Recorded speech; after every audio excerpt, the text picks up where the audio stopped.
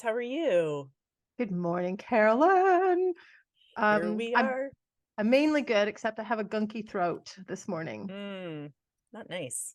No, hopefully it goes away. In the meantime, I'm eating hulls that expired in June of 22. You know what? It's like the 5-second rule. Yeah, That yeah. June 22, like that's a year and a half. It's not even a year and a half. You still Right? got a few weeks. Yeah, yeah. It's all good. That's what I had. I'm It's making do. making well, it's sugar and some other stuff. So Right? But remember that saying? Did your parents ever say that to you as a kid? make do for sure. Yeah, just we'll just make do with what you have. I think that came from our parents and grandparents, right? Living through the depression and that kind of thing, having to make do. I don't think Yeah. we make do that as much anymore. Not No, not as much. I wonder how much my kids are able to make do. I think they're pretty good at making do. Okay, But making do in my world is I remember my sister-in-law cutting open in Canada we have milk bags and there's yeah, 3 bags in a 4-liter thing. I have to explain it because Americans don't know. They think it's weird, right? And so she would cut the bag at the top and she would wash it and she would use it like a Ziploc bag. That's making do to me. yeah, I totally would making never do do. that now. Like the most I do would be to rewash a Ziploc bag. Yeah, I do that. Yeah. That's making do, but to me like even more making do would be using your milk bag. Yeah, 100%. Anyway, that's not what we're here for to talk about today, but Making it's do, what came up. but making do is a decent concept, and it's worth it's worthy of conversation. It's worth it's worth exploring in another time. So I was reading the Sorrow Swampland today. Today we're going to just dive right into grief. And I think that's what you mean by sorrow, but sorrow really is all encompassing because you did have you had the word fear in there at one point. So what is your definition of sorrow? Well, the Sorrow Swampland, as I describe it in the book, yes, it encompasses grief at the extreme end of that spectrum. And I mean, fears everywhere in Victim Town. Fear is the motivation of all those shitty voices in our head. But the Sorrow Swampland has 2 other places that I think are uh, more frequent in everybody's lives. And they are the rumination rafts where we float on the swamp, ruminating about the past. I mean, I can think of so many times where there's been a situation and I go home that night and I replay it in my mind over and over. And did I understand it correctly? I should have said this. I should have done that. We question ourselves. That ruminating can go on and really spiral. So that's one part of the swamp. And the other that I think most people can relate to are the worry rafts. So the ruminating is about something that happened, and the worry is about the future. What if? And that's a big issue for a lot of us. Oh, so okay, so I get it. So your worry is more like the anxiety looking forward to the future, and your ruminating is like depression going back to the past. Would Yeah, you say and that? yes, Okay. yes. And Okay. the sweet spot is where we are right now. Right now. We can't change it. And if it hasn't happened yet, then we don't know if it will. Right? Yeah. So neither is good, but the voice in our head likes to spin that up a lot.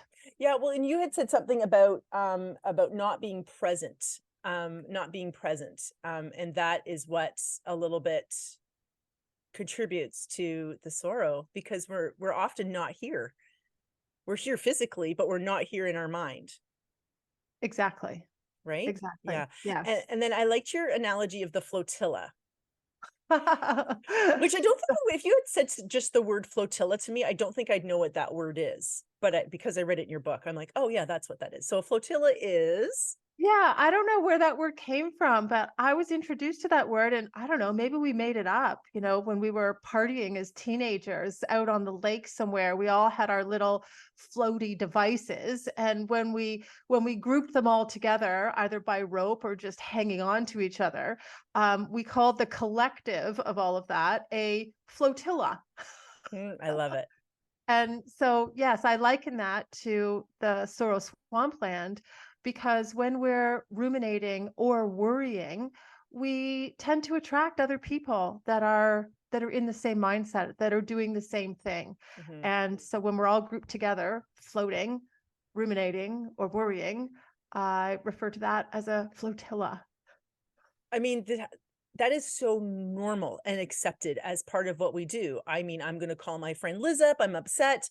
Liz, can you believe it? Or whatever else, or blah, blah, blah. And then you join in with me. That's Yes. just very typical. And it Now, gains momentum and power that mhm, way. I mean, I'm not saying that it's not okay to express a worry or a concern, because sometimes that's valid and we just need to talk through it to realize that it's not worth our time mhm, to dwell on it. But a lot of people live there and mhm. find solace with the camaraderie in that. Yeah, absolutely. And I'm a person who actually processes out loud. I like my husband will say I like to hear myself talk. I don't necessarily like to hear myself talk, but I need to in order to process it. So in the past, I have used my friends as the sounding board to listen to me to for me to spiral basically and to for me to gain momentum. Then you have the flip side, the person that just suppresses it because partly their feelings are so sludgy, it's like swampy, right? It's like moving through sludge. And then those people tend not to like to talk about how they're feeling or even what's happening. Just sweep it under Yeah. the rug with the other pile of shit. Right? Yes. And then that's when the voices in our head can have a really detrimental effect in keeping us stuck when we can't get out of our own head and express it, and we just keep spiraling, listening Mhm, to that voice and believing that voice. mhm. I like Yeah. what you said. You said there's a fellowship to the support that each raft offers with words of confirmation and understanding. Like, yeah, that makes sense. That makes Yeah, sense, and right? sometimes, that connection is helpful to know that we're not alone to have those worries. And as long as we don't stay floating and are stuck Mhm, in the swamp, it's not a bad thing. We can express it, we can laugh about it, we can say, well, that's kind of ridiculous, and we can move on, because the reality is that when we worry and worry and worry about something, eventually the time passes and we think back and say, well, what a colossal waste of time, because that never came close to happening, mhm, mhm. and we see that only after the fact, in hindsight, Mhm, right? mhm. Okay, so I have a this is like just the most ridiculous thing to worry about, but I have been a worrier in the past. What if this? What if that? So I am not well traveled. So even the thought of traveling when I traveled just recently, right? At first it was, well, okay, I need to plan where I'm going. I need to plan this. I need to plan everything. I should probably look at the airport, plan out how I'm going to do things, all plan, and figure out so that everything would go well. And part of me was just so resistant to that, right? Because I figured, well, that doesn't leave any spontaneity, any room for spontaneity to some extent. And I'm going to worry myself into a freaking hole. And then I realized when I was coming home from my vacation, we ended up, I wasn't really feeling well. We ended up at the world's second largest airport, which if anyone's listening to this and they know what it is, Denver. Denver's the world's second largest. We ended up in Denver, which if had I known it was the world's second largest airport, I might have crapped my pants a little bit. But what I realized is like travels, you're just supposed to ask questions. Nobody knows what they're doing when they're traveling. You just ask questions and there's signs. So then you follow the signs and you ask questions and people help you and then you get to where you want to go. And so I really didn't worry a lot on this trip and it just unfolded perfectly. My Vancouver portion of the trip, I had so many wonderful, unexpected outcomes. I could not have planned if I tried to plan what was the results at home, I could never have planned it that well. And then my Hawaii portion, I was sick as a dog, so I couldn't go anywhere anyway. So didn't Oh, matter if I had planned it. But It's a they just, balancing act, it's there's definitely a balance between preparation and and worrying. Everything that we do for the first time is scary. mhm, And sometimes it's scary AF, mhm, right? If the stakes are high, if the stakes are, rejection or ridicule or um, you know, financial consequences or whatever the stakes are, if we've never done it before, of course it's going to be scary. And some due diligence around preparation, yeah, it is essential.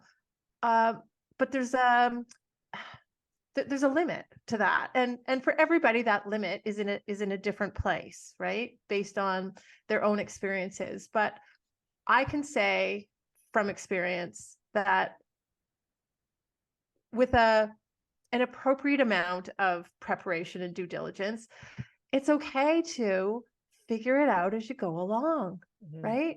And mhm, like you said, in the airport, everybody, you can ask questions and there's signs and people are there to help you. And it doesn't matter if it's navigating your way through an airport or figuring out how to launch a YouTube thing like this, or figuring out how to do public speaking or whatever it is you're doing for the first time. You'll figure it out, mhm, right? You learn and make mhm. adjustments and carry on. And usually there's people along the road that are willing to help anyway. I mean, honestly, it Yeah, feels so good to help somebody at an airport give somebody an answer, right? That kind of thing. Everybody loves to absolutely. help not everybody, but most people love to help others out. So, Yes. you Yes. know, It's a gift to them too, because they feel valuable and contributing and helpful. mhm, That's a really nice feeling to help mhm, somebody out. mhm. So Yeah. in your book, you were talking about the book Navigating Shitstorms. Didn't even mention it today. I have a but I have a copy here, so I'll just show it for 1 second. Beautiful cover. That we come to the Sorrow Swampland from different areas within Victim Town. Deny the denial trail when we're tired, we just need to rest. The shame and guilt cafe when we've maybe overeaten a little bit too much and we get sick and we need to rest. I mean, is the Sorrow Swampland a place where people are, for the most part, resting? Um, yes, it can be a place. At its worst, the sorrel swampland is where we deal with the pain of grief and loss, and that looks very different for everybody. I mean, Mm, at one end of the swamp, there's the worry rafts and the rumination rafts, which I think everybody understands, and in the middle of the swamp is the really thick and toxic muck of grief. And the length of time we stay there and how that looks is a unique experience. And some people wade into this slowly, and sometimes when tragedy strikes, people are literally catapulted and thrown into the swamp of grief. And it's a process, and I am no expert by any means in the process and the healing from deep grief. I actually have a really good friend, Edie Nathan, who wrote a book, It's Grief, that we'll put a link to in the notes. We mentioned That it is a briefly really last. valuable resource. We mentioned it briefly last episode too, Okay. during our bonus episode. But we'll link it more clearly this one because Edie has Yeah. incredible work. Yeah. And it's essential that those feelings be felt and be worked through. And that's a that it's a there's no other way around it, right? I mean, you can't avoid it, and but you just don't want to be stuck there forever. Hmm. You don't want to be stuck there forever. Yeah. So there are life rafts in the form of people and support groups and therapy and all kinds of modalities. So it's the awareness of where you are, and it's okay to be there and be aware and be mindful that you don't want the monster at the bottom of the swamp to have you so tightly in its grips that you are forfeiting your own life, Mm, right? that's so good. Yeah. I It's love hard. that. That's the hardest place in Victim Town.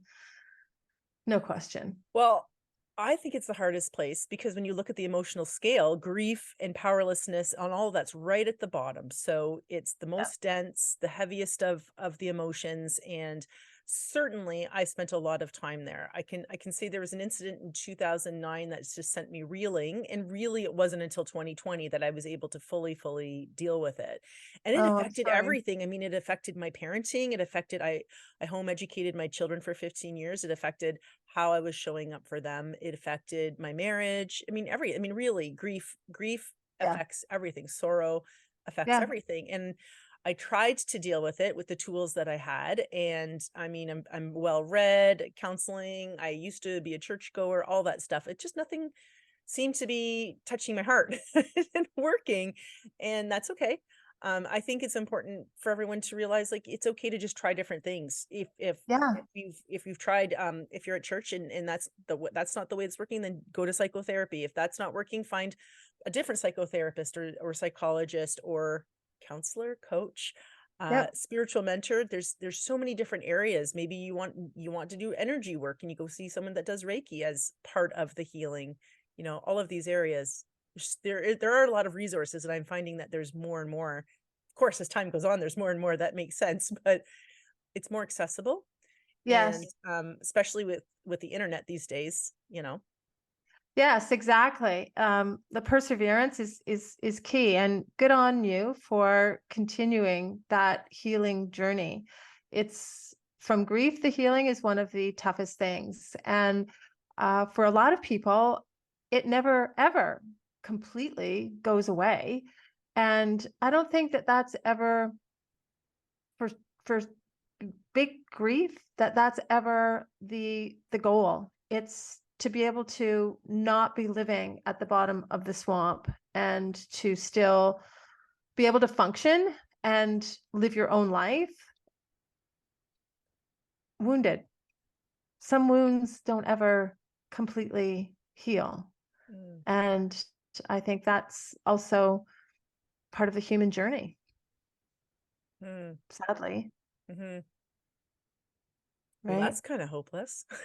Well, no, As she laughs about it. not hopeless, but I mean, I don't want to get really dismal, but there are some atrocities and tragedies um that we can move on from, but I don't think we can ever forget. And through that healing and moving on, we are irrevocably changed.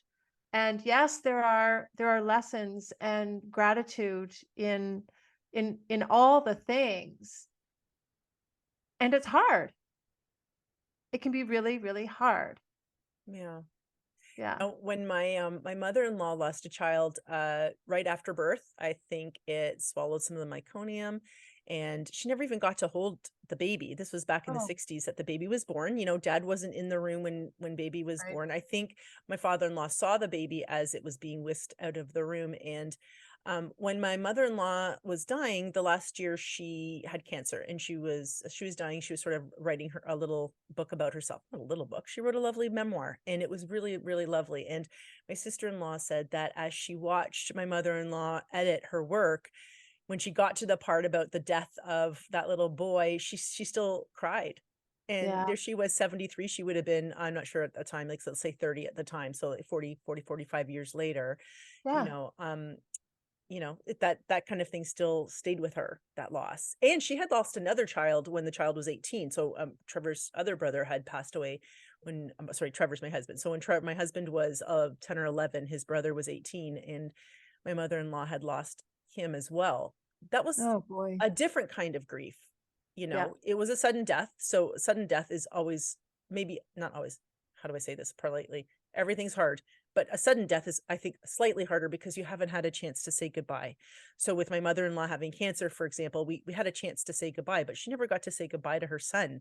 He just was gone. And having said that, that kind of grief was a little bit different because she was able to, I think, to work through it more fully, with a funeral, with people walking alongside her and that kind of thing. But with this little baby passing away, mm, just a It's little a different. very unique experience for Mm, sure.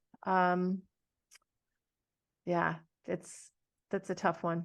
So you do give us some hope in the book, though, because the heart voice, because of the heart voice. And what role does the heart voice play in Sorrow Swampland?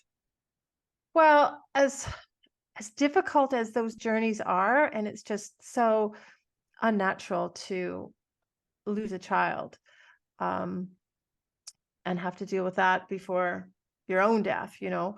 Uh, we were born to be full of love and to share our gifts and to find joy in life. That is our natural set point. And even through the toughest of challenges and grief, we were meant to find peace.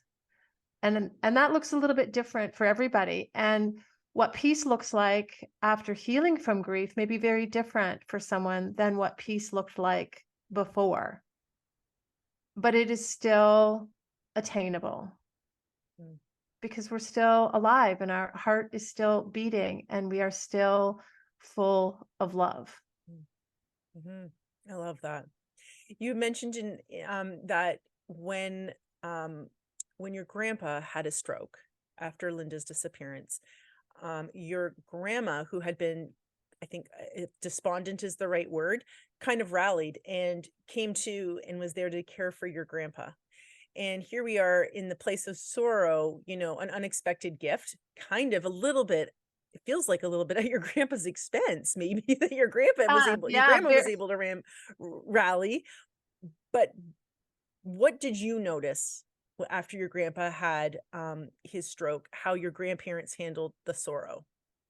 yeah, you're not wrong. I mean, my grandmother with her daughter missing and with every passing day, and I mean, she started to go downhill after I can't remember for sure. I'm going to say when Linda had been missing for about 6 months, you know, and that was a very slippery slope. And she was so consumed with grief that she actually um, they called it a grief-driven psychosis. Like she was mentally not there. She was not functioning. She looked different. She actually even had a different odor, you know, about her. She was just completely shutting down. And the universe, the universe works in mysterious ways. Yeah, my grandfather had a massive stroke, and it was essential that my grandmother rally to advocate for his care and make decisions. There was too much else. There wasn't enough people to attend to the crises that were happening, the shitstorms, and it was one big shitstorm, but there were little mini shitstorms, Yeah. brewing all around the perimeter. And it was almost miraculous. She literally overnight became well. She was sharp, she was functioning, she was up, she was showered, she was at the hospital, she was talking to doctors, she was figuring out the best care and course of action for him. Yeah. It's incredible. It was. It's It was to me as a kid, and my memories are very sketchy, as you know. But my favorite TV show at the time was Bewitched, and mm, I likened myself to Tabitha. I was about the same age, I think, as that little girl at the time in that show, and it was as if someone just wiggled their nose, cast their magic wand, and my Nana was well again. mm. And you're not wrong. It was at the expense of my grandfather. Yeah. Yeah. Did Yeah. you notice a shift in your grandfather after he had the stroke, even though he could only say one word, shit? Um, did, did he have a different air about him as the years went on, or no? You know what? He was a very happy, kind, funny man. And even with his stroke, he was able to live that way. He still had he still, thanks to my grandmother, he had a high quality of life.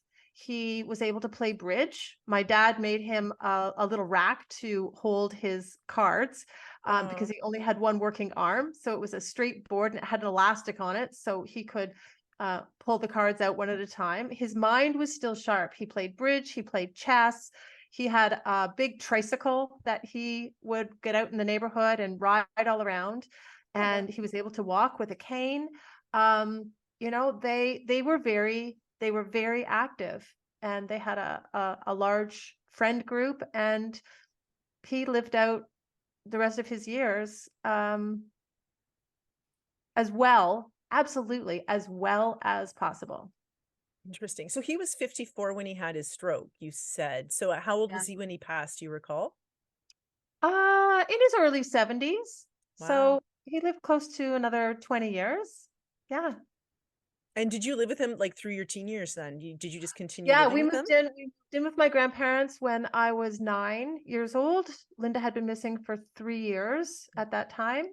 And they moved out when I was 17, 18.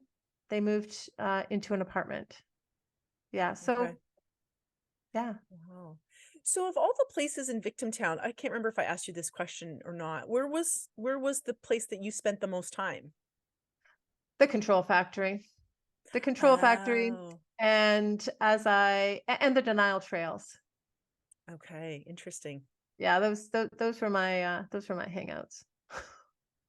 Interesting. Interesting. I would say mine would be, well, control, of course, sorrow and anger. Mm, yeah. Yeah. Those would be mine. Yeah. And then as a coping mechanism, I still go there once in a while. I was thinking about the coping things that we use, right? Sometimes like it could be something like food. What else I've written down here? Through food, work, alcohol, drugs, you know, all the good things. But it's like playing whack-a-mole. If you try to deal with your sorrow or anything with food or anything of these coping mechanisms, you just whack the mole and the other mole pops up. You're just always freaking whacking these moles that are coming up. Do you remember that game from the Oh yeah. fairs? Yeah. Yep. Very Yeah. well. And the voices in our head are exactly like that. It's it's a natural tendency to gravitate to one of those places, especially when the feelings are hard. We go there to avoid those tough feelings, pain mostly. Mhm. And it's okay to go there and visit. You know, the problem is to not get stuck there. So an awareness about where we are and what's going on is essential. Mhm. Mhm. But that's processing those hard things, those challenging experiences. That's how we evolve. That's the sweet spot for transformation and learning our lessons and becoming a better human. Mhm. You know, if shit never happened, we just would be bopping along the surface of life, you know? And you don't get Yeah. any of the really good stuff if you're just bopping along the surface. Mhm. So, Mhm. you know, it's bittersweet. I remember hearing the analogy once back in the day when we had film in our cameras of, you know, in order to have the positive, which is the picture, you need the negative to develop the negative, right? And so you have this dichotomy of it's often things that are causing contrast in our life that adds to the pleasure and all the joy of when we move through it to get to where we want to go, because that's what's calling us, right? Absolutely. So yeah, we need some of that contrast, right? Like even sometimes I wonder, why am I in Canada? Why do I have all the snow? I just want to be in Florida. But for me, actually, if I lived in a one, well, I'm not saying Florida has one weather system because I know there's lots, but we've got 4 seasons here in Canada, and it's the contrast that we do love, right? Like summer's so amazing because it's so short, and we just love that contrast, right? Winter's a relief from summer, fall is beautiful. So, you Oh, know, there's something to appreciate in everything. And when there's contrast, I think that is just it's a little more visible because it's not a constant. You know, we mhm. have it, then we lose it, then we have it again, and then we live without it. Yeah, yeah, Yeah. absolutely. Absolutely. Yep. Okay, so to wrap up, I'm going to ask you 3 questions. Would you rather, are you ready? Would you Ready? rather and maybe you've done something of one of these. How would you rather go skydiving or bungee jumping? Neither. No, don't make me. Have to do one. I have to. Oh, skydiving, attached to someone else, hanging on hard. Yeah, me too. I feel like it might be a little safer, Yeah. even though it's higher. Yeah. Because they're experts, right? Like, and they take safety really seriously. Not the bungee jumpers don't, but I just have this picture of a Now, 17-year-old doing a part-time job there and like forgetting to hook something up. yeah, no, I'd die of a heart attack halfway down. Seriously. I Oh, no, think I think the skydive you wouldn't. You'd probably settle into it because you would settle into it. I think that yeah. bungee jump is so quick, it would just feel like heart attack. Yeah. I don't know though. I haven't done either, so have to keep that in mind. Would you rather work in a group or alone? And do not say it depends. Group. Really? Mhm. Really? I'm alone. Would you rather always say everything on your mind or never speak again? Oh, ow, this is in such bad taste. I just realized because your mom and your grandpa couldn't talk. And this is the way it is to being my friend. I'm sorry. Yes, I would say everything on my mind. Yeah. Nice. Yeah. Well, I really realize how inappropriate that question is. Oh, You know, good. when we get off of this, I'm gonna be like, Liz, I can't. I'm so sorry. Hey, no. It's so here's the thing. When we guffaw or make a mistake or because we all sometimes do, foot in mouth, whatever, if our intention was was was pure, if the intention was love, then it's never going to be received as a malicious event. Never for a second did I think you asked that question to trigger me or to get back at me, or do you know what I mean? Yeah, no, So no. no, your intentions are good. I mean, so guess what? You're human. Are we all human? Yes. Sometimes things come out of our mouth that just don't land right sometimes too, or don't sound the way we intended them to sound. And that that happens to every single one of us. And Exactly. yeah. Isn't Yeah. that funny? Because when I read over the questions, there was another question. I can't remember what it was, but I'm like, oh, that's not appropriate. I don't think I'll ask her that one. And then this one came up. I didn't realize till I said it, which is why I use friends to process out loud because I can. Right. Well, this is really good practice for me, because I don't know if we've mentioned or talked about this yet, but I'm going to be on a TV show. Yes, you did mention it. And it's called You Can't Ask That. So they are going to be deliberately asking me the questions that nobody else has the guts to ask. And some of those are going to, I imagine, be hard or triggering or embarrassing, or I don't even know what to expect. And they don't have anywhere near the same inside knowledge about me that you do. So, yeah. That is going to So be thank you. such an Good interesting. practice. Oh, you're welcome. Well, it's going to be a very interesting experience, that show. I'll tell you that, because I'm sure you're going to feel some feelings that you may not want to feel. And how do you process that, right? Yeah. Well, I'll figure it out then. Figure it out as you go along with it. Yeah. Can't really plan much for that. So all Exactly. good. Exactly. Well, thank you so much for meeting with me today. I appreciate it, and appreciate everything that you shared with us. Yeah, it was great. The Sorrow Swampland's a tough one. Yeah, but we did it. Yeah. All right. Have a great day. Take care. Bye. Bye.